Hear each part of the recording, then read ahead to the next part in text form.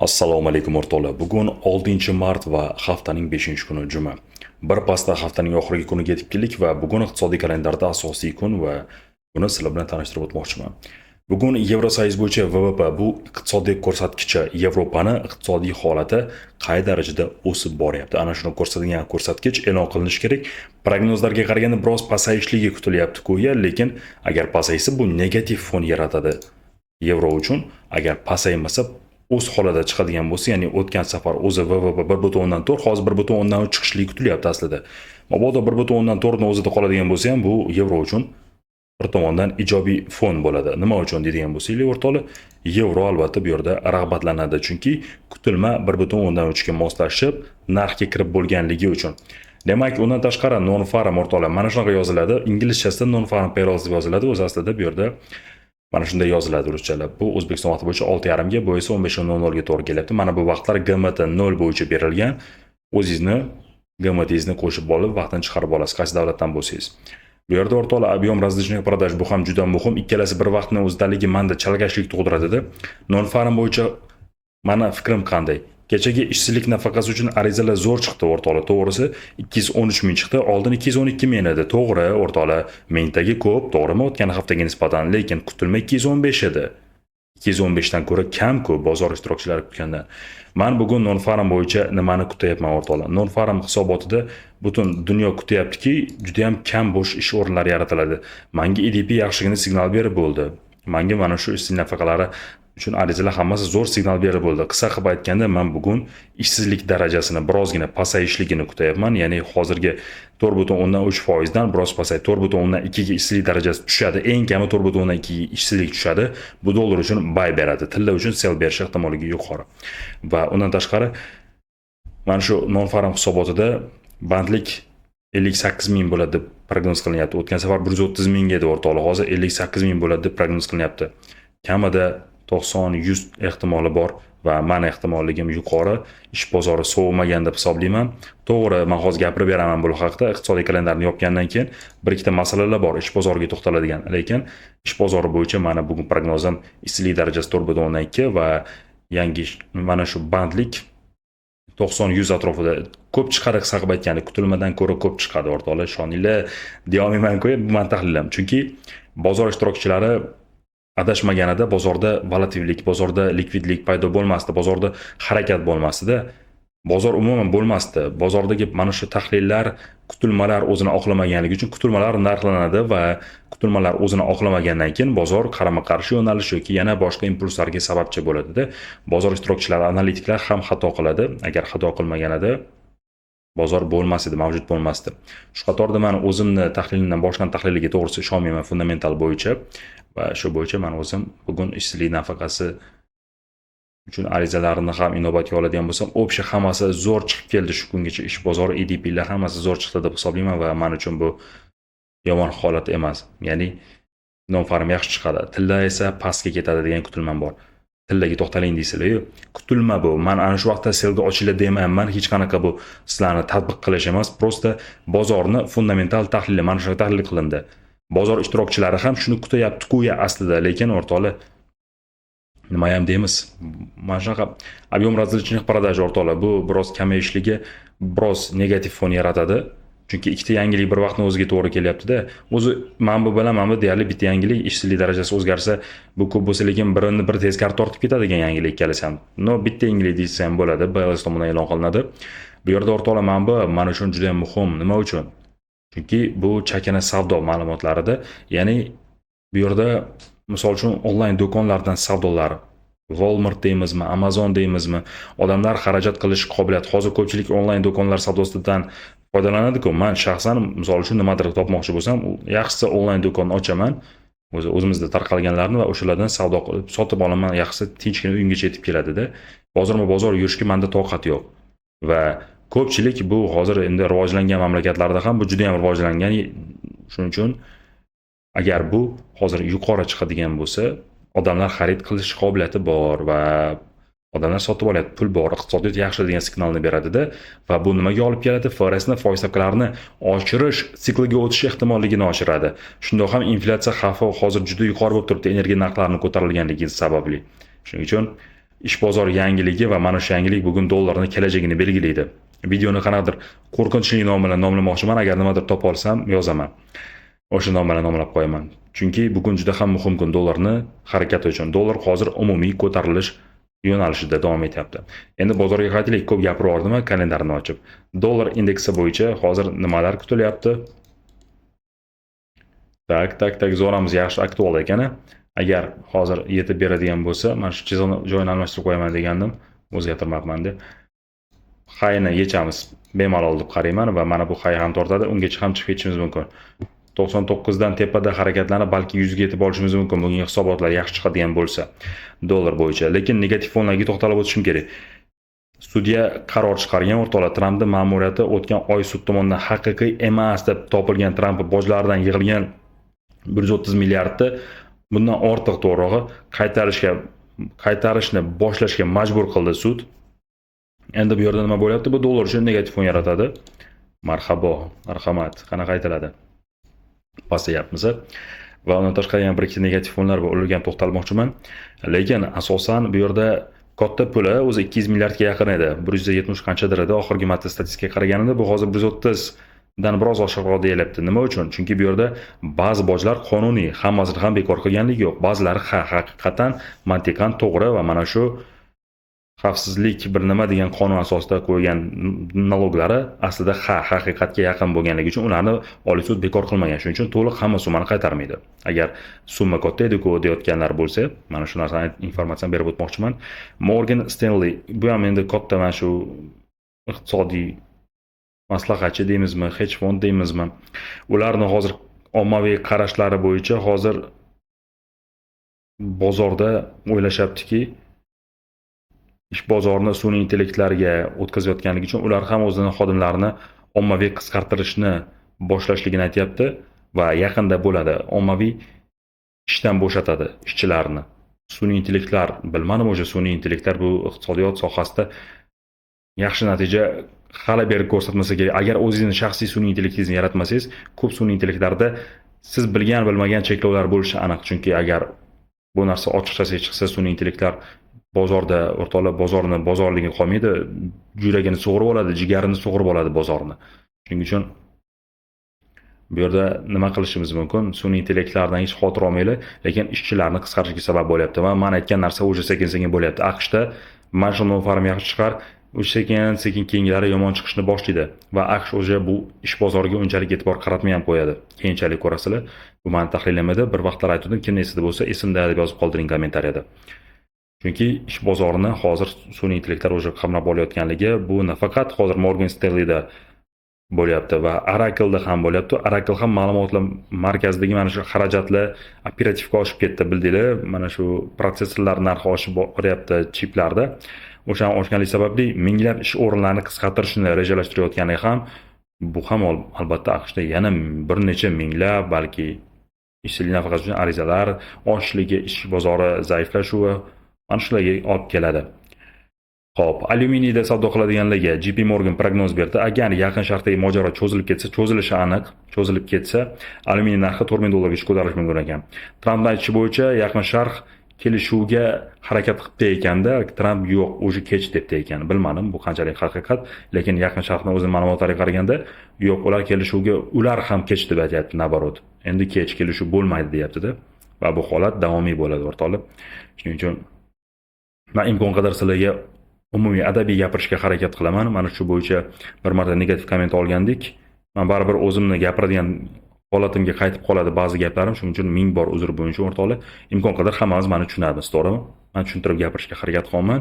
Qaysi shevada gapirsam ham baribir bir-birimizni tushunamiz. Shuning uchun bunga e'tibor qilmaymiz. Oq uyi rasmiy bayonoti chiqdi o'rtoqlar. Kevin Warshni bilardiga, Forestning eski gubernatorini Donald Trump Jerome Powell o'rniga nomzod qilib qo'yayotgan edi. Mana shu qo'yayotgani endi ofitsialniy nomzod sifatida ko'rsatildi. Oq uy rasmiy aytdi, Kevin Warsh dedi, Forestni, ya'ni Federal rezerv tizimi rahbarligiga lavozimga nomzod sifatida ofitsialniy bo'ldi deb aytdi. Bu ham albatta bozorda dollarni qo'llab-quvvatlash kerak, chunki Kevin Warsh QA dasturiga ham qarshi, ya'ni bozorga pul oqimini olib kirishga ham qarshi va undan tashqari yumshoq stavkalarni yomon ko'radi, inflyatsiyani yomon ko'radi va hozir inflyatsiya xavfi mavjudligi FRSni foiz stavkalarini o'zgartirishligini kechiktiradi va bu balki ko'tarish sikliga o'tishi mumkin degani dollar uchun поддержка va dollar ko'tarilishni boshlaydi. Yaqinda dollar so'mga nisbatan ham yaxshi ko'tarilib qolsa kerak. Chunki dollar o'zini maqomini tiklab olyapti va o'tgan yilgi padiniyani bu yil tiklab olishimiz mumkin agar mana shu holat davom etsa. Hozircha yangiliklar shu o'rtoqlar. Dollar bo'yicha hop FRSdan endi FRSda ularda ko'p FRSlar bor-ku Federal rezerv tizimida. Misol uchun Federal rezerv banki bor. Aytaylik, ko'p banklarda o'shalardan kecha Goldsby'ning nutqi borligini iqtisodiy kalendarda chiqarib qo'ygandim va mana shu u nima dedi? Markaziy bank federal tuzilmasi yaxshi ishlayotganligini ko'rsatadi deb aytayapti va FRS mustaqilligi inflyatsiyani nazorat qilish uchun juda ham muhim ekanligini ta'kidladi. Bu aniq bozor ishtirokchilari biladi. Kevin Walsh juda ham Trampga bo'ysunmaydi. Tramp atalabdan ham shuni qo'ydi. Chunki dollar juda ham outsider bo'lib Amerikani o'zi sekin ichidan yemirilishga olib kelardi-da bu narsa. Obligatsiyalarga ishonch, foiz stavkalariga ishonch, butun Federal rezerv tizimiga ishonch butunlay yo'qolardi, AQSh iqtisodiyotiga ishonch. Shuning uchun Jerome Powellni o'rniga balki man o'zini qoldiradigan kutilmam yuqori edi. Shunchaki o'yin bo'lyapti dedim, yo'q, Kevin Walsh zo'r nomzodni qo'ydi. Aytarlik qattiq siyosat tarafdori, xuddiki bu nimani ko'rsatadi? Bu Trampni shunchaki mana shu og'zaki bozorga ko'p intervensiya qilyapti, og'zaki ta'sir ko'rsatyapti-ku, lekin umumiy fonda u aytayotgan gaplarga ortida boshqa gap bor. Ya'ni u FRS raisini o'rniga yangi nomzodni xuddiki Jerome Powellni o'ziga o'xshagan nomzodni ko'rsatganligi, bu barchasi dollarning qadrini juda ham tushirishni xohlamasligini ko'rsatadi. To'g'ri, bu iqtisodiy holatni oshirish, savdo balansini, profitsitni oshirishga qaratilgan qo'ya, lekin o'rtoqlar bu yerda e'tibor qiladigan joyimiz baribir inflyatsiyani nazorat qilish muhim. FRS mustaqilligiga agar bosim ostida qoladigan bo'lsa, bu dollar juda ham pastda yurgan bo'lardi. Hozir mana shu Kevin Walshni deb ham biz o'rtoqlar dollarda yaxshi o'zgarishlarni, tiklanishlarni ko'rganmiz va bu davomiy bo'lish ehtimolligi bor. Xo'p, Goldsby nima deyapti? Xo'p, hozir federal rezerv tizimi, federativ tuzilmalari yaxshi ishlayapti deydi. Hammasi FRSga har bir kishi o'zini ishga juda jiddiy qaraydi deyapti. Menimcha Steven Millerdan tashqari, chunki u Trampni yonini olaveradi har doim tipa. Bitta shunaqasi bo'lish kerak-ku. Markaziy bank mustaqilligi inflyatsiyani nazorat qilish uchun juda ham muhim deyapti va ta'kidlab qo'ydi. Kevin Walshni bo'lishligi ofitsial nomzod sifatida ko'rsatilganligi ham albatta bu yana dollarga podдержка berish kerak o'rtoqlar. Chunki bu ham Goldsby ham hozir Markaziy bankning mustaqilligi muhimligini ta'kidlayapti. Mustaqilligiga bosim yo'q deb qaraladi. Kevin Walsh bo'ladigan bo'lsa, u ham aytsa, agar og'zidan eshitib qolmasak bo'ldi. Tramp aytayapti-ku, u tushirish kerak, agar foiz stavkani tushirmaganida uni nomzod qilmas edim degan gaplari bo'ldi. Mayli, ko'ramiz, bozor bizga ko'rsatadi. Ko'p gapirib yubordim dollar bo'yicha. Dollar nima uchun ko'p gapiraman?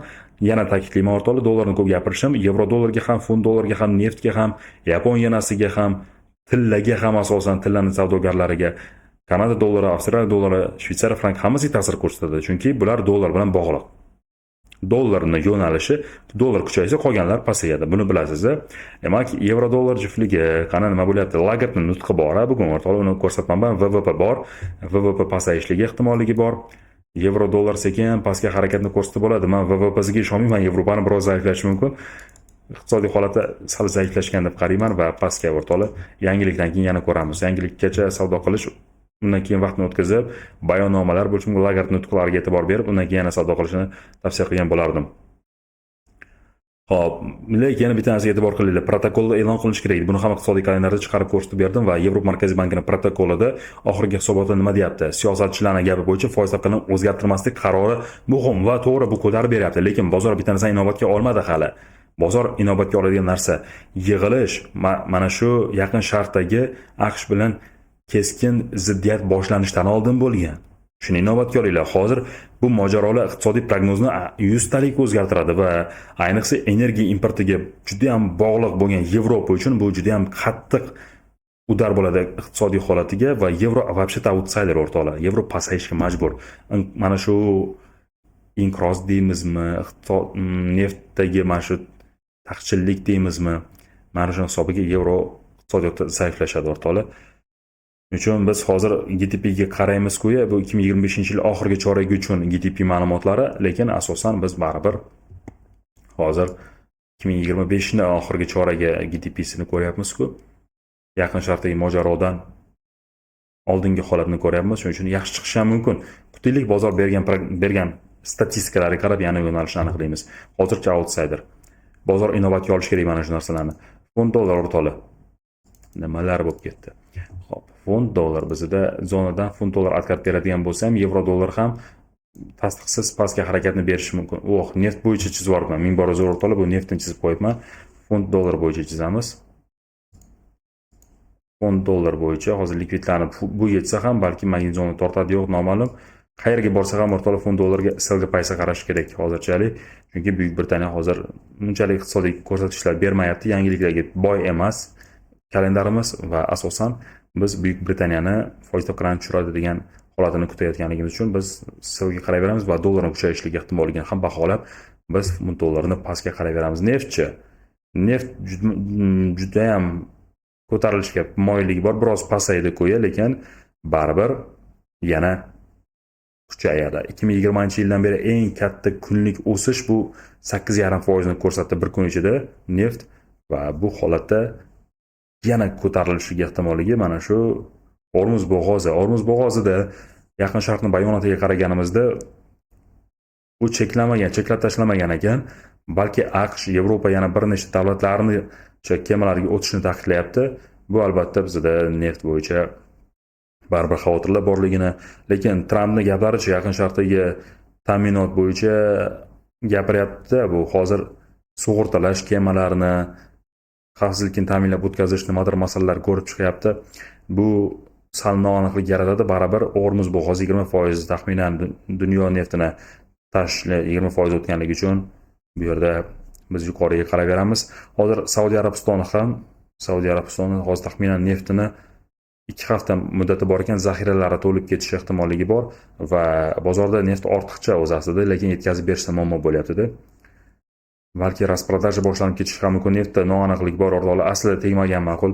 To'g'risi, juda ham katta noaniqlik beryapti bu yangiliklar. Chunki gaplarimni tahlil qilib chiqinglar o'zinglar, bu qanchalik noaniqlik berayotganligini tushunib yetasizlar. Hop, boshqa tomondan Energetika informatsion administratsiyasi bergan ma'lumotlarga qaraganda, zaxiralar AQShda o'rtoqlar 27 bilan tugagan haftada 3,475 million barrelga oshgan va oldingi haftada 15,989 million barrelga nisbatan kamroq, to'g'rimi? Lekin bozor 2,2 million barrel o'sishni kutganda bundan ham ko'p o'sgan. Bu ham sel bergan mana shu yangilik vaqtiga to'g'ri kelgan impuls bo'lishi mumkin. Neft bo'yicha temayman o'rtoqlar bugun. Shuning uchun men ham sizlarga temasini tavsiya qilgan bo'lardim, lekin juda pozitsiya qarashgisi kelganlar o'rtoqlar yuqoriga paysa qarab ko'rsa bo'ladi. Dollar Yapon yenasi nima deyapti o'rtoqlar? Yaponiyada ozgina noaniqlik bor, valyuta juftliklari birozgina Yaponiyaning yenasi pasayishi mumkin. Bu dollar Yapon yenasida bayga ehtimolini oshiradi. Nima uchun? Sabablar bor. Past iqtisodiy o'sish asosiy sabab. Endi tushunib yetyapti Yaponiya. Men nima dedim sizlarga o'rtoqlar? Yaponiya Markaziy bankiga rahbar bo'lsam ekan. O'rtoqlar, nega inobatga olmaydi? Bilmadim, nega inobatga olmaydi? Shunchaki oddiy mantiqni hisob kitobida xato qilishlik, bilmadim, yaxshi kuchli iqtisodiyot nima uchun bunaqa qilar ekan. Tashqi xavflar sababli yuqori inflyatsiya bo'lishi mumkin va iqtisodiy o'sish ham past. Bu nimadan dalolat beradi? Foiz stavkasini oshirish ehtimolligi inflyatsiya qo'llab-quvvatlasa, iqtisodiy o'sishni endi yetib keldi ularga, iqtisodiy o'sish pastligi. Va bu to'g'ri, mana shu omillar iqtisodiyotga yana ta'sir ko'rsatishi mumkin. Energiya narxlari oshi bu nafaqat energiya narxi, chunki har bir narsa dastavka, har bir narsa uchib yurmaydi-ku o'rtoqlar. Uchib yursa ham baribir qandaydir quvvat kerak-ku unga, to'g'rimi? Mana shu yoqilg'i kerak deylik. Hozir endi elektr rivojlanib ketyapti-ku, lekin yoqilg'i mahsulotlarining narxi oshishi butun shakini bozordagi hamma narsani narxini oshishiga olib keladi bu. Bu inflyatsiya pulni qadrsizlantirib yuboradi. Narx oshgandan keyin 10 so'mga misol uchun bitta zvachka olayotgan bo'lsangiz, endi 15 so'm, 12 so'mga olarsiz misol uchun-da, inflyatsiyaning oshish darajasiga qarab. Shuning uchun bu narsalar Yaponiyaning ham iqtisodiyoti shundoq ham zaif bo'lib, yana inflyatsiya oshirib nimadir bo'lib ketishi mumkin ekan. Investorlar Yaponiya Markaziy bankining siyosati bo'yicha kuchlarni yana qayta ko'rib chiqishga majbur bo'lyapti. Endi hamma u qayta ko'rib chiqib bo'lganman-ku, siz ham menimcha. Chunki biz bir xil fikrlaymiz kuzatuvchilarimiz bilan. Yaponiya Markaziy banki rahbari UEda Yaqin Sharqdagi mojaro deyapti endi. Yaponiya iqtisodiyotiga sezilarli ta'sir qilishi mumkinligini aytayapti. Stavkalar uzoq vaqt o'zgarmasligi mumkin deb aytdi. Marhamat, dollar Yapon yenasi bay degani bu. Shonuril. Yaponiya Markaziy banki boshqaruv kengashi a'zosi Ryozo Himino nima deyapti? Markaziy bank bozor volatilligiga qarab siyosatni moslashtiradi va agar asosiy inflyatsiya maqsad darajasiga tezlashsa, stavkalar neytral darajaga ko'tarilishi mumkin. Baribir ko'tarishga signal beryapti. Tipa yana qadrsizlanib ketishini xohlamayapti. Dollar yaponiyasi AQSh dollar kuchayotganligi uchun ham bayga ketish ehtimolligi bor. Prognoz bo'yicha hozir non-farmda 59 ming-ku, men prognozimni yuqori baholadim sizlarga va First stavkalarni mana shu narsa oshirish, tushirish ehtimolligini yana o'zgartirib yuboradi. Shuning uchun bugun katta ehtimol bilan bozorda qattiq volatillik bo'ladi. Tilla kichik scalpingda bayga qarayveramiz, chunki xavf bor bozorda. Bozor ishtirokchilari hozir dollardan qochib ketsa-chi, yangilikka oldi. Dollar pastga tushib ketib qoladi dollardan qochadigan bo'lsa. Shuning uchun ehtiyotkor bo'lamiz. Yo'nalishlar bugun sal aldamchi bo'lishligi mumkin. Kanada dollari neft biroz pasayganligi uchun ham o'rtoqlar biz hozir Kanada dollarini pasayishligi, Kanada dollari bay ketishligini ko'rishimiz mumkin edi, lekin baribir neft ko'tariladi degan kutilmalarimiz bor. Hozir tankerlar sug'urtalarni kafolatmoqchi AQSh bir gap bo'lar. Avstraliya dollariga to'xtalamiz o'rtoqlar. Avstraliyada stavkalarni oshirish ehtimoligi hozir 17-martda yig'ilishi bordi. 4.4% gacha oshirishi 33% deb baholanyapti. May oyida oshirish to'liq narxga kiritilgan va may oyida oshirish mumkin. Hozircha yil oxirigacha bitta oshirish kutilyapti. Uchun dollar kuchayotgani uchun avtda biz sizga paysiz qarasak bo'ladi. Lekin biz Michel Bullockni nutqini bilamiz. U hozir qattiq siyosatni monetar sharoitlar yana ham qattiqlashtirish kerakligini aytyapti va Yaqin Sharqdagi holat neft narxini keskin oshirib, Avstraliyaning stavkasini yana oshirish mumkinligi kutilmani oshirib yuboradi. Au dollar o'rtoqlar shunga kuchaydi, impulslarga sabab shu. Lekin dollar kuchaysa pastga ketamiz. Au dollarda men unchalik ishonmayman, lekin pastga paysa qarasa bo'ladi. Dollarning kalkulyatsiyasi hisobiga. Dollar Shvetsariya franki katta ehtimol bilan kechagi holatni yana bo'lishi mumkin. Kecha ham yuqoriga baholadik, yurib berdi. Bugun ham o'rtoqlar kecha Aziyada mash vaqtlarda biz tahlil qilamiz Aziyada, mana Aziyada yuqori deganmiz, imkoniyat bergan bo'lsa, yuqoriga ishlagan bo'lsangiz, zonagacha zo'r aktual yurib berdi. Mana bu haylargacha mana qaranglar, yechib berganligini. Zo'r o'rtoqlar, yuqoriga qaraymiz bugun ham. Juda ko'p gapirdim, juda chiroyli video qildim deb o'ylayman, chunki batafsil yetkazib berib gapirdim. 22 daqiqadan oshgan bo'lsa ham video ketkazgan vaqtlarga rozi bo'linglar va dam olish kunidan oldin men yaxshi prognoz berishga harakat qildim. Bozorni to'liqroq tushuntirishga va o'zingizlarning ustingizda ishlashni to'xtatmanglar. Darsliklar chiqarib boryapman va darsliklar noldan boshlanayotganligi uchun sekin asta fundamentga o'tamiz. Hozir esa juda ham noldan boshlayapmiz. Kerak bo'lsa savdo ochiq yopishgacha darsliklar ko'rsatyapmiz. Shuning uchun kuzatayotganlar bor ekan, darsliklarga kirib, agar darsliklar sizga qiziq bo'lmasa, shunchaki prosmotr, ya'ni YouTube prosmotr qanchalik ko'p bo'lsa, qancha like, qancha komment ko'p bo'lsa, videoni shunchalik ko'pchilikka ko'rsatadi. Shuning uchun butun hammaga yetib borish uchun videomiz darsliklarga ham shunchaki sizga qiziq bo'lmasa ham kirib, ovozini o'chirib qo'yib bo'lsa ham albatta birozgina vaqtingizni ketkazishingizni sizdan albatta iltimos qilib so'rab qolgan bo'lardik, chunki biz auditoriyamizni qaytarishimiz kerak o'rtoqlar. Bizni 20 mingga yaqin kuzatuvchilarimiz bizni yo'qotib qo'yishgan. Ko'rishlar soni juda ham yetarli darajada yuqori edi. 5, 10 ming, 20 ming ko'rishlarimiz hozir juda ham mana shu ko'rishlarning 10% da qolib ketdik. Yo'q, 1% damiz, 10% emas, даже 1% damiz. Qaytarishimiz kerak, shuning uchun albatta sizni podдержкangiz kerak bo'ladi. Videoni oxirigacha ko'rganlar oxirigacha ko'rdim deb yozib qoldiramiz. Barchaga rahmat, dam olish kunlari xayrli bo'lsin o'rtoqlar. Salomat bo'linglar.